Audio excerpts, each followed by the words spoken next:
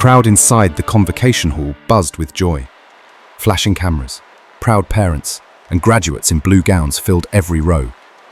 On the main stage, names echoed through the speakers: future doctors, engineers, teachers, all stepping forward with pride.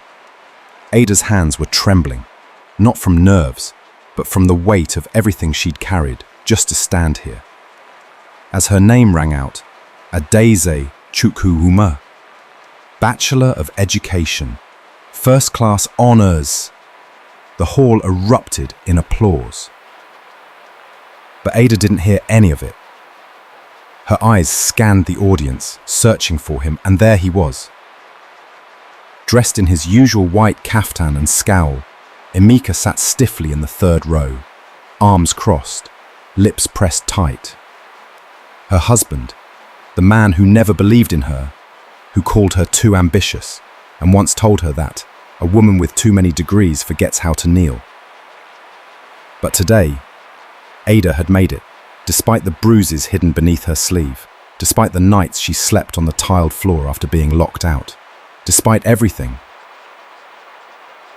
She climbed the steps to the stage with dignity, accepted her certificate, and gave a brief bow. Not a kneel, not today.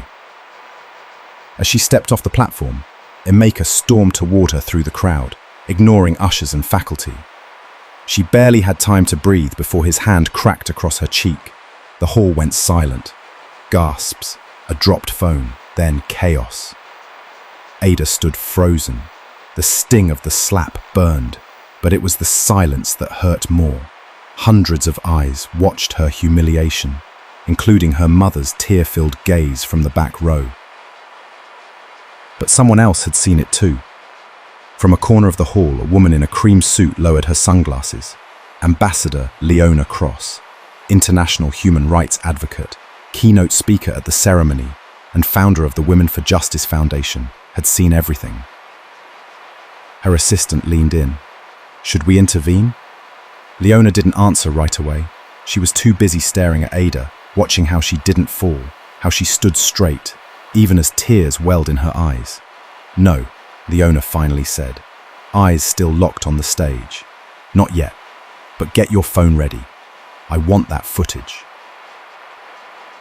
Emeka grabbed Ada's wrist and hissed. You embarrassed me. You'll kneel, or you'll regret it. But Ada didn't kneel. She didn't cry. She didn't move. Behind them, a dozen phones had already started recording. One of them captured her shaking off his grip and walking away slowly, head high, gown fluttering behind her like a cape. By nightfall, the video had hit 2 million views. But Ada didn't know that yet. She was too busy packing her things from Emeka's house, praying her plan to escape wouldn't unravel. She had no idea the world had seen what happened, or that her life was about to shift, and she definitely didn't know that the woman in the cream suit had just made a call that would change everything. Find her, Leona told her assistant. We're offering her a future before someone else takes her life. Rain tapped gently against the cracked window of Ada's aunt's flat in Surulere. The air inside was thick with silence, broken only by the soft clicks of her fingers scrolling through her phone. She had turned off her notifications hours ago, too embarrassed to face the flood of messages. But curiosity finally won. Her eyes widened as she opened the video. It was everywhere. Wife slapped at graduation for refusing to kneel. Is this what marriage in Nigeria has become? Ada the Brave. Hashtag Stand with Ada trends across Africa. She watched it in full, watched herself being struck, again, but this time from the outside, looking in. It was painful, surreal, but what caught her breath wasn't the slap, it was what came after. The way she didn't flinch, the way she walked away. Her phone rang, a strange number. She hesitated, then answered. Hello? Is this Mrs. Adeze Chukwuma? The woman's voice was calm, professional.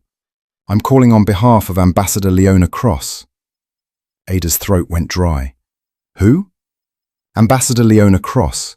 She was at your graduation. She saw what happened and she'd like to speak with you. In person. Ada blinked. Why? What does she want? To offer you an opportunity, one you've more than earned. The line went quiet. Ada's heart pounded. She looked around the small room. The peeling walls, the rusted fan, her mother sleeping beside her suitcase. And she whispered, "Okay, I'll meet her." The next morning, Ada stood in front of the sleek glass building in Ikoyi. It looked like something out of a movie. Armed security, marble steps, cars with tinted windows. She almost turned around, but the receptionist waved her in. "Third floor. She's expecting you." As the elevator doors slid open, Ada stepped into a minimalist office space with warm lighting and the faint scent of lemongrass. There by the window stood a woman in a fitted navy suit, her grey hair tied back in a bun, eyes sharp but kind. "Ms. Adaize," Leona said, extending her hand. "You're stronger than most leaders I know. Please sit." Ada sat slowly, unsure of what to say. Leona didn't waste time. "I watched what happened, and I've watched it again since. That wasn't just a moment of violence, it was a moment of truth. You walked away when most would have collapsed." "I don't believe in coincidence, I believe in calling." Ada's eyes welled.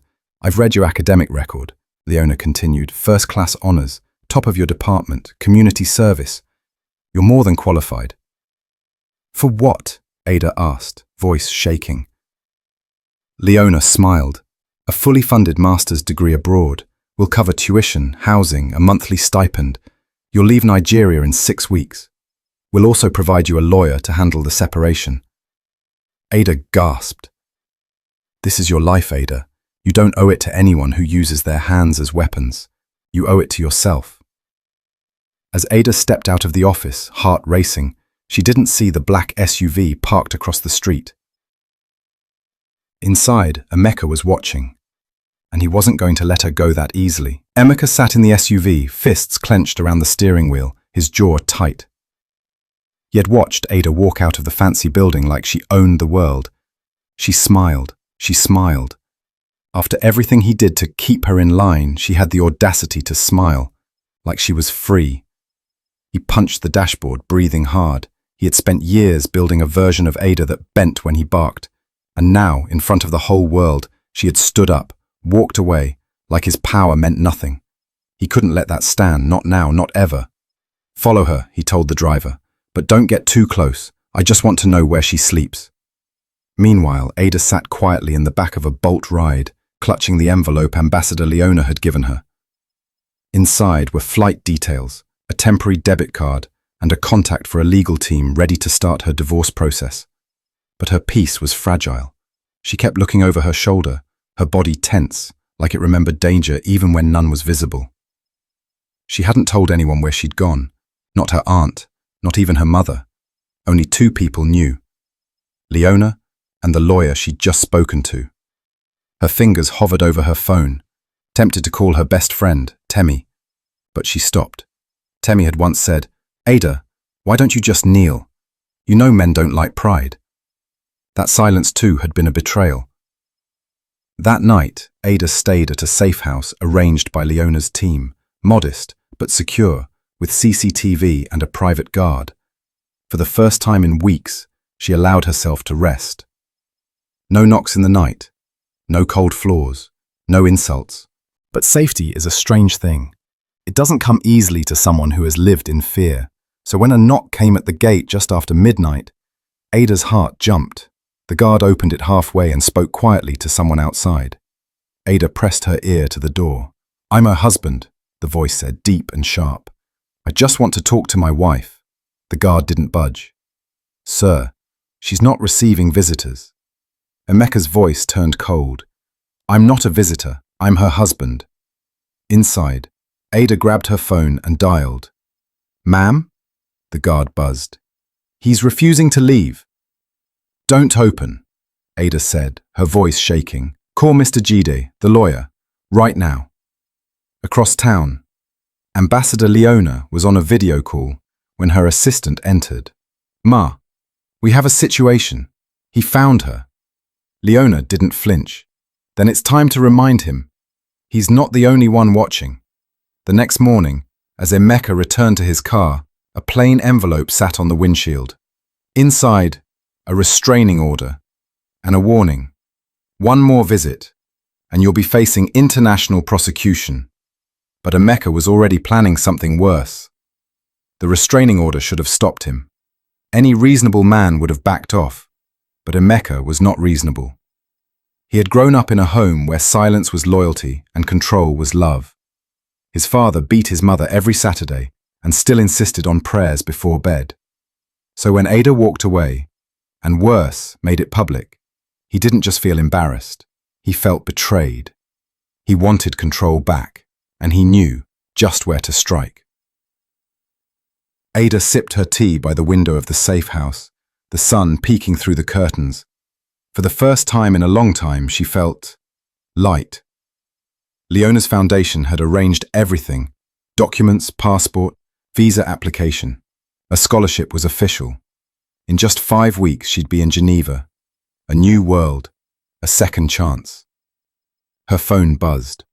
Unknown number. She almost didn't answer, but then she did. Hello? A long pause. Then a voice she hadn't heard in months. Ada, it's me, your mother. Ada sat upright. Mama, are you okay? Her mother's voice was shaking. They came to the house, Ada. 2 men, looking for you. They said, if you don't come back and apologize, they'll release pictures. What pictures? Silence. Mama. From your old phone. You remember the one that went missing after that fight? Emeka said he has. Ada didn't wait. She ended the call and threw the phone on the couch, her heart hammering. He had gone there, to her mother's house, threatened her, and now he was trying to shame her into silence. She covered her face with her hands. It wasn't just fear anymore, it was fury, a deep, burning anger that had waited too long to be released. 2 hours later, Ada walked into Leona's office, holding a printed photo Emeka had sent her via text, an old, vulnerable image from their first year of marriage, her body exposed, a photo she never even knew he'd taken. Leona looked at it quietly, then set it on the table. He's crossing lines now. He's trying to break me. Then let's break him first. Ada looked up. Leona leaned forward. You have a story, Ada. One that can save thousands of women. You've already gone viral, but what if you told the whole truth? Not just about the slap, but the nights, the bruises, the threats, the silence. Let people see not just a victim, but a warrior. Ada was quiet. Then she asked, what if I lose everything? Leona smiled gently. Or what if you finally take everything back? That night, Ada wrote it all down. Every scar, every insult, every night she almost gave up. And by morning, she had sent it off. To Vanguard, BBC Africa, and Leona's global team. The world thought it knew the story, but Ada was just getting started. By 9 a.m., her story was live. Headline: I survived my husband. Now I'm saving others. Byline: a Daisy Chukwuma, survivor, scholar, and future advocate. Within hours, it was everywhere. News blogs, radio shows, even international outlets. The details were raw, honest, and deeply personal. She spoke of her first night in Emeka's house, the bruises she hid from her mother, the nights she whispered to herself, just survive until morning. There were no filters, no shame, and it cracked the internet wide open. Twitter exploded. At Naja Justice Now. Her husband slapped her on her graduation day. Now, she's telling her truth. I'm in tears. Hashtag Ada Speaks. Hashtag End Domestic Silence. At Women Rise Africa. We stand with Ada, and with every woman silenced by shame and fear. Your voice is power. Your voice is fire. By noon, Ada was trending across 3 countries, but with light comes heat. At a small office in Festac, Emeka stared at his laptop, shaking. The article was right there. His name, his face, his cruelty laid bare before the world. Comments flooded in. Monster. He should be in jail. How many more women has he silenced? He punched his screen. Glass cracked. "She thinks this is over," he growled. "She thinks they'll believe her forever." He dialed a number. "Get me anything. Bank records, old messages, even her NYSC documents. We'll find something." She's not a saint either. But no dirt came. Ada had nothing to hide anymore. She had already told the truth. And truth, once spoken loud enough, becomes armor. Meanwhile, at the Women for Justice office, Ada sat quietly as emails poured in. 237 messages in her inbox. Women from Enugu, Calabar, Kano, even Nairobi and London. "You gave me courage. I thought I was alone. I'm leaving tonight because of you." She read each one. She wept. Then she did something she never imagined she'd do. She replied to them, every single one. That evening, Leona entered the office holding 2 envelopes. Her eyes gleamed. "Your visa's ready, and your apartment in Geneva has been secured." Ada stood slowly. "It's really happening, isn't it?" Leona smiled. "Not just that. There's more." She handed her a sealed white envelope. Ada opened it carefully. Inside, an invitation. UN Women's Global Forum keynote speaker, Adeza Chukwuma. She blinked. "You want me to speak? There?" Leona nodded. "You've lit a match in Nigeria. Now, let's set the world on fire." As Ada prepared to board her flight the next morning, a police officer stopped her at the airport. "Ma'am, we have a situation," he said quietly. "Your husband, he's just been arrested." Ada froze. "For what?" The officer lowered his voice. An ex-girlfriend came forward, and this time, she has evidence. The courtroom was filled with a strange silence, the kind that trembles beneath tension. Cameras weren't allowed inside, but that didn't stop the crowd from gathering outside the courthouse. Dozens of reporters, protesters, women holding signs that read, "We believe Ada. Justice for all, not just the loudest." His slap opened her wings. Ada sat near the back, calm, in a plain white blouse. No makeup, no statement jewelry. She wasn't there to dazzle. She was there to witness history, hers and so many others. On the stand was Chinyere, Emeka's ex-girlfriend. Her voice didn't tremble, her hands didn't hide. "He did it to me too," she said clearly. "In 2017, when I tried to break up with him, he leaked private photos. I lost my job. My parents disowned me. I almost took my life." The courtroom gasped. She held up her phone. "But this time I saved everything. Text messages, threats, proof." Ada felt something in her chest loosen. All the women he had hurt, silenced, intimidated, one by one, they were finding their voices. It wasn't just her fight anymore. It was a movement. Emeka's lawyer tried to spin it, claimed emotional distress, said he was being publicly lynched. But the judge had already seen the recordings, the viral footage, the news reports, and now multiple statements from former partners. The verdict was swift. Guilty, sentenced to 5 years without bail for assault, blackmail, and intimidation. Ada didn't clap. She didn't smile. She simply exhaled. 1 month later, the snow outside the Geneva airport glistened under soft sunlight. Ada stepped off the plane, wrapped in a thick coat, her hair tied back, a small carry-on in hand. Waiting at arrivals was Leona, warm as ever, and 2 delegates from the UN Women's Forum. "Welcome home," Leona said gently. "Thank you," Ada whispered. The forum hall was nothing like the graduation hall where everything changed. This stage had no slap, no fear, just a microphone, a light, and a woman who had learned to speak again. Ada stood before a crowd of world leaders, activists, survivors, and students. "My name is Adeza Chukwuma," she began, her voice steady. "I once believed silence kept me safe. I thought enduring was strength. But I was wrong. Real strength is choosing yourself, even when it costs you everything." She paused, looked around. Not all bruises are visible, not all cages have locks, but every woman has a key, and mine was my voice. Tears, applause, a standing ovation, and somewhere, far across the sea, in a small living room in Nigeria, her mother watched it all on TV, smiling through tears, whispering, "That's my daughter." Later that night, Ada sat on her tiny balcony in Geneva, legs wrapped in a blanket, tea steaming beside her. No more shouting, no more threats, just her breath, her thoughts.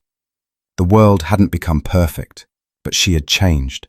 She picked up her phone, opened her email, and smiled. Subject: request for an interview. Time magazine. Body: we'd love to name you Woman of the Year. She closed the message softly, then typed, "I'll only do it if we also talk about the women still trying to escape. A story of survival, truth, and the quiet roar of a woman who finally chose herself." I'll get this homie to Ducky. I just got Minati from it. If you enjoyed this story, please like and subscribe, and don't forget to turn on the notification bell. Thank you. We hope to see you in our next video.